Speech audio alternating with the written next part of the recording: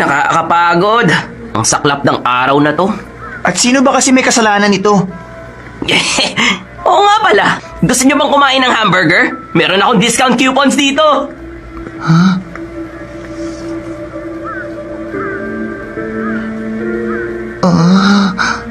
Huwag mo nang alalahanin yon, Metal. Magagawan pa naman natin yun ng paraan. Hindi perpekto ang mukha ni Kapito sa totoong buhay. Pero...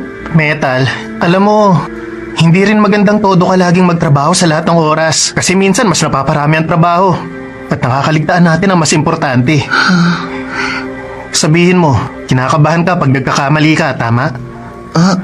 Paano mo nalaman? Sa tingin mo ba hindi namin nahahalata yun? Gayon pa man, kahit sa mga ganyang bagay, masyado ka pa rin talagang honest. Masyado akong honest.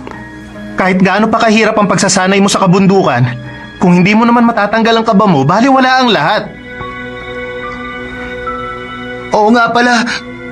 Nawala sa isip ko na...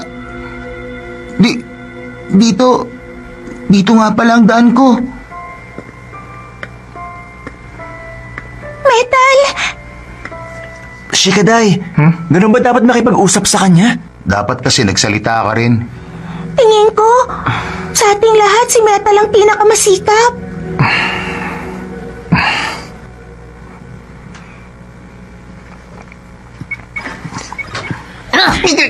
Aray ko!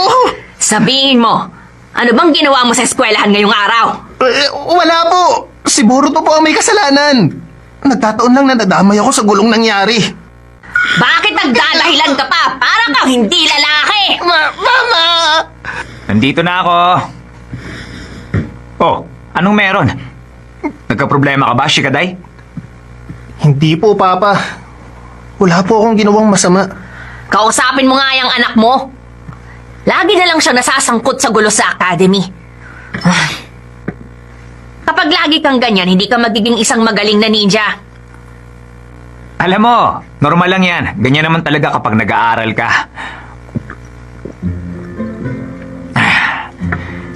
Isipin mo na lang na parte ng pagiging magaling na ninja ang napapagalitan. Dahil ang totoo niyan, anak, wala namang kasing perpektong bata.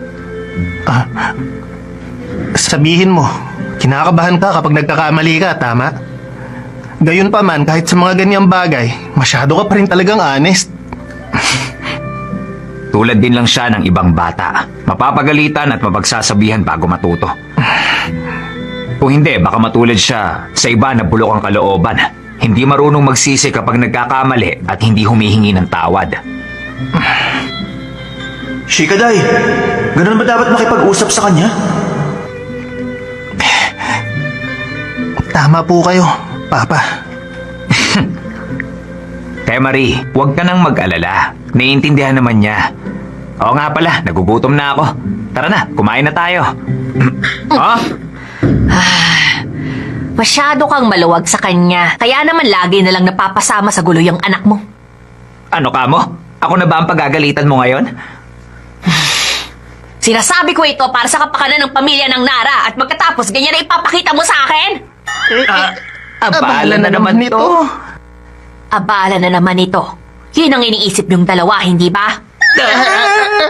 Pasensyahan tayo. Wala kayong hapunan ngayon.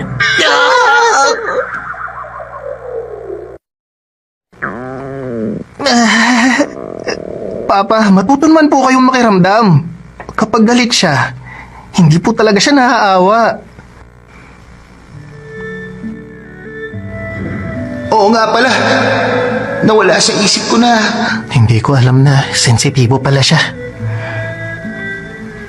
Masyado akong maraming sinabi. Magsasorry ako sa kanya bukas. Abala na naman.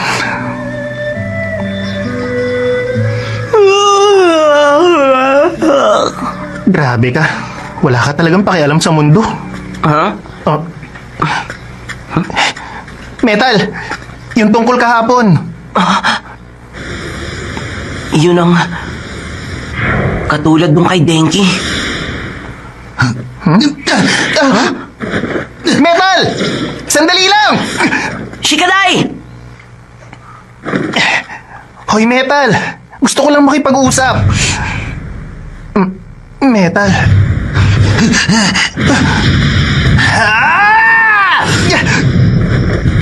Teka, Metal!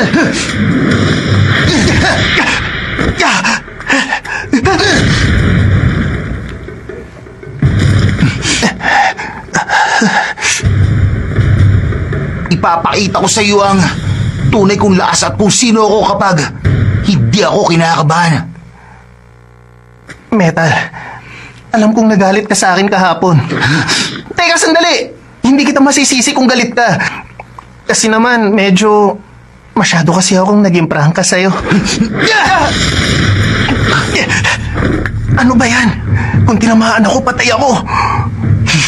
O ano, sige labanan mo ako ngayon. Shikaday! Okay ka lang ba? Nakikipaglaban ka kay Metal? Hindi ko maintindihan pero parang wala siya sa sarili.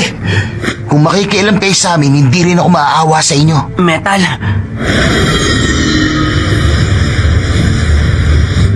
Yun ay... Anong problema, Boruto? Hindi nyo ba nakikita ang bagay na yon? Anong sinasabi mo? Hindi na bale. Wala na sa sarili si Metal. Anong gagawin natin? Sigurado akong hindi maganda ang mangyayari kung hindi tayo kikilos.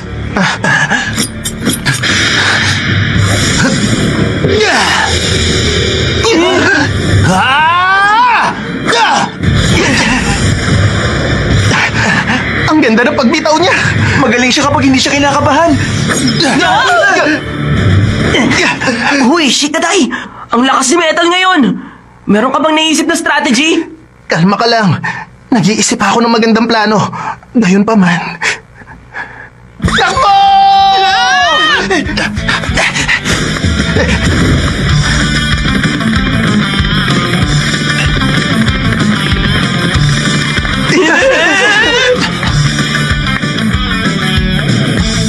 Lumabas kayo!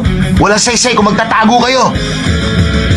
Nakakatakot siya. Shh! Huwag ka maingay. Hindi pwedeng tatakbo na lang tayo ng tatakbo. Ikaw kaya ang nagsabi sa amin na tumakbo tayo. Okay lang naman yun. Naisip ko na kung anong gagawin natin ngayon. Aatakin na tayo. Ha?